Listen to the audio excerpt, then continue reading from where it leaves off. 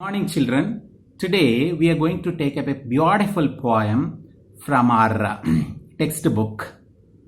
The name of this poem is Childhood. The name of this poem is Childhood, written by Markus Natten. The name of the poet is Markus Natten. What is this poem about? Let us try to understand the theme, the essence of this poem. Childhood is a beautiful period, a wonderful period in everybody's life. It is a blessed period, the most joyful period in anybody's life. A child is synonymous for innocence, for ignorance, and for enjoyment. In the process of growth, in everybody's life, everybody loses childhood. When we grow up in that process, we lose our childhood and we become adults. This happens in everybody's life. Here, in this poem also, the poet understood that in the process of growing up, he also lost his blessed, wonderful stage of childhood, or period of childhood, or phase of childhood. So here in this poem, he continuously, repeatedly asked this question.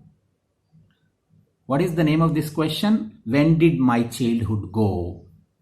He wanted to know when exactly did he lose his childhood, and thereby he thinks different stages in his life where he lost his childhood, where exactly he lost his childhood in the process of this growth. He repeatedly asked this question, when did my childhood go? So he wanted to know when exactly he lost his childhood. So while asking that question repeatedly, three times, he tells us how human beings lose our childhood in the process of growing up. So the poet wants to know when exactly he lost his childhood in this particular poem, Childhood, written by Markus Natten. So first he asked this question, when did my childhood go? Was it the day I ceased to be 11? Was it the time I realized that hell and heaven could not be found in geography and therefore could not be? Was that the day? So he asked this question, and he could understand that in the process of growing up, when he was 11 years old, he could understand between myth and reality, भ्रम और वास्तव के बीच में जो फर्क है, the difference between myth and reality. So people talk about hell and heaven. Hell and heaven are mythical places. They are not real places, and they could not be found in geography books. That means atlas, because they are not real places. And we always talk about hell and heaven. So in the process of growth, every child understands the difference between reality and myth. So here also the poet could understand that hell and heaven are not real places and they could not be found in atlas. So when he got this realization, when he got this understanding, he lost his childhood.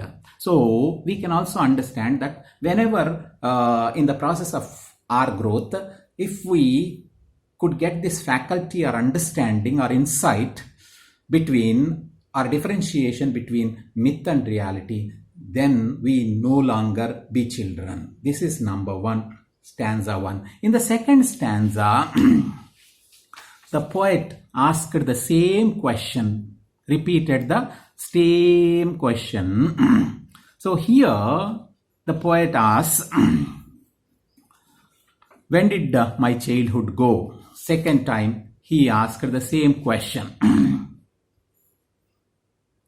Was it when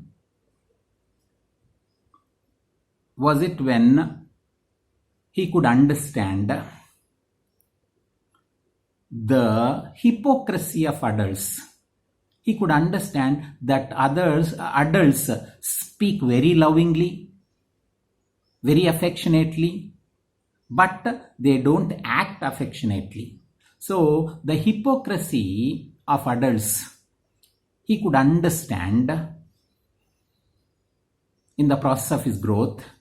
And when you understand the hypocrisy of others, you lose your childhood. Similarly, the poet also lost his childhood when he could understand how adults, they teach love, they preach love, but they never put it into practice. That is what he says in the second stanza. In the third stanza, the poet says, when did my childhood go once again? He asked the same question. Then he could understand that his mind was independent. At a stage in the process of growth, he could understand that his mind was independent. His mind was capable of producing independent thoughts. He could think independently. He need not think like others. So independence of mind, isn't it?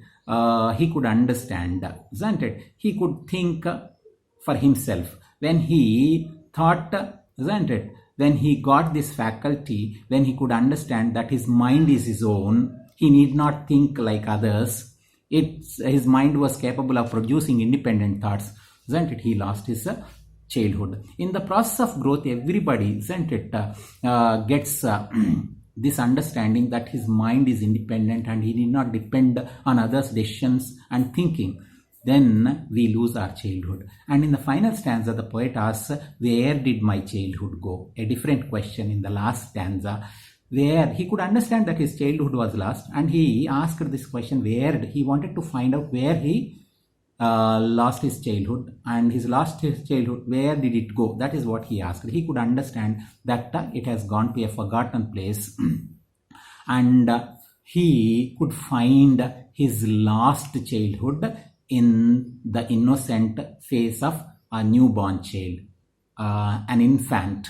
That is what he could understand. So whenever we lose our childhood, the same childhood could be found in an infant. That is what the poet wanted to say towards the end. You read this poem. I'll give you a few more videos and PowerPoint presentations on the same poem in my next class. Thank you.